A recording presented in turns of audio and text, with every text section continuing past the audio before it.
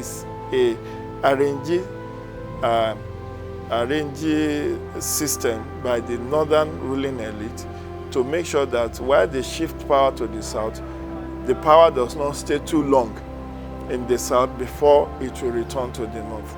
That is what matters most to them. But this is the same Goodluck whom 7 years ago we say was clueless, was more like somebody who does not know his right from the left. In recent months, there have been intense speculations about if former President Goodluck Jonathan will run for his old position in the 2023 general elections.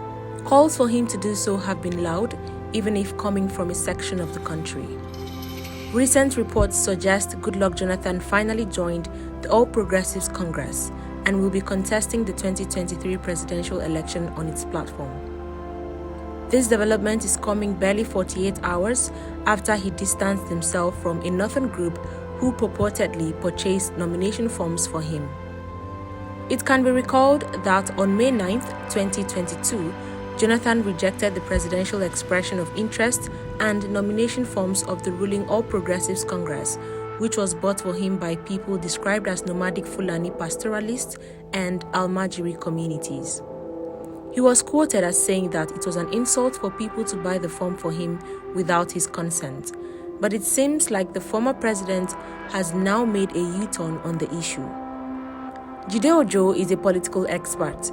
In his analysis, he said this plan is the brainchild of the northern elites to make him serve for a term so that power shifts back to the north after his term expires. As far as I'm concerned, I think this is the permutation from northern Nigeria to have power shift to south so that it could do only one and final term, and then power will return to northern Nigeria in 2027. If you look at the area of all the aspirants, only Goodluck Jonathan stands a chance of, even without any formal or informal agreement, is bound by constitution to just do one and final term. And that may have appealed to northern Nigeria to have went shopping for him to contest. If Jonathan eventually gets elected as president again, he will be able to serve for one term of 4 years.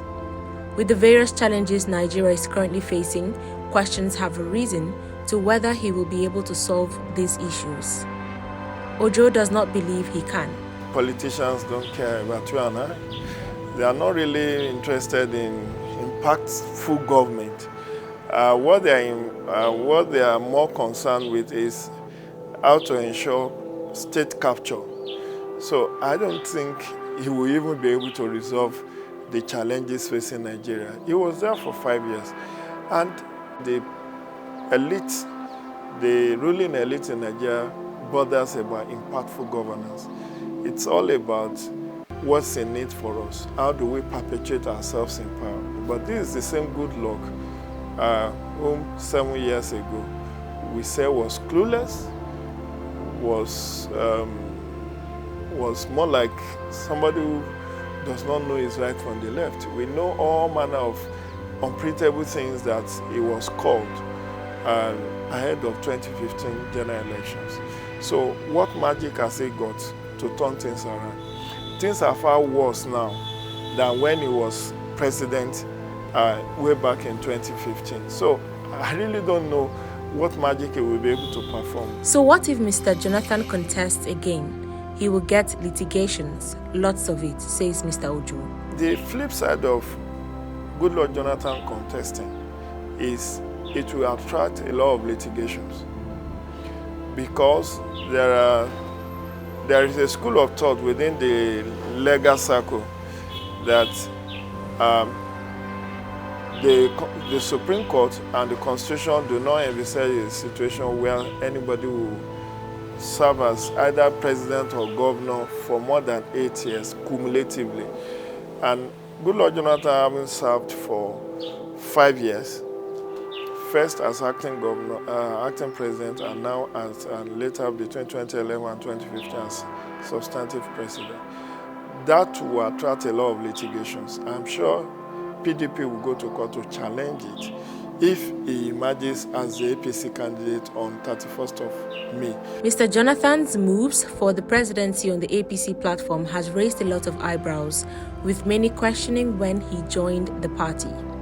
Mr. Ojo is also one of those who questioned the decision of the former president, who was a PDP member, to even consider joining the APC. Shocking thing is, when did Goodluck join APC? Is it that the party granted him waiver? The last time I checked, he was a member of PDP. He was president under PDP. And for him to have been hurriedly packaged as an aspirant under APC means there's a lot of water that has gone under the bridge. He speculates that the Senate president might be the running mate of Jonathan if he eventually wins at the primaries. Goodluck Jonathan running with President of the Senate, Ahmed Lawan, as Vice President running mate. From the grapevine source, that seems to be what is in the offing. It's not cast in stone that Ahmed Lawan will be the Vice President. So any of the northern aspirants could also be persuaded to take the Vice President running mate position. Mr. Jonathan's presidency was heavily criticized and vilified for failing to solve Nigeria's security challenge and rampant corruption. It is therefore puzzling to many why he's willing to vie for the same office again. Isn't he just pushing the selfish political interest of the elite? A lack of principles is at the heart of this. Politicians do not have principle. They do not have scruples. And the issue of better life for citizens is not on their priority list. It's all about keeping themselves in power, making sure that they continue to hold the levers of power. With the pressures for Jonathan to run for president, what then is the fate of other APC candidates? To them, the system will settle them. They have a way. It's an investment. I won't be surprised if Asiwaju is asked to come to the Senate and is made the president of the Senate. We are watching and waiting and seeing how this will all pan out. Some reports suggest Mr. Jonathan is expected to submit the presidential nomination form on Thursday, and Nigerians are watching and waiting to see how this unfolds.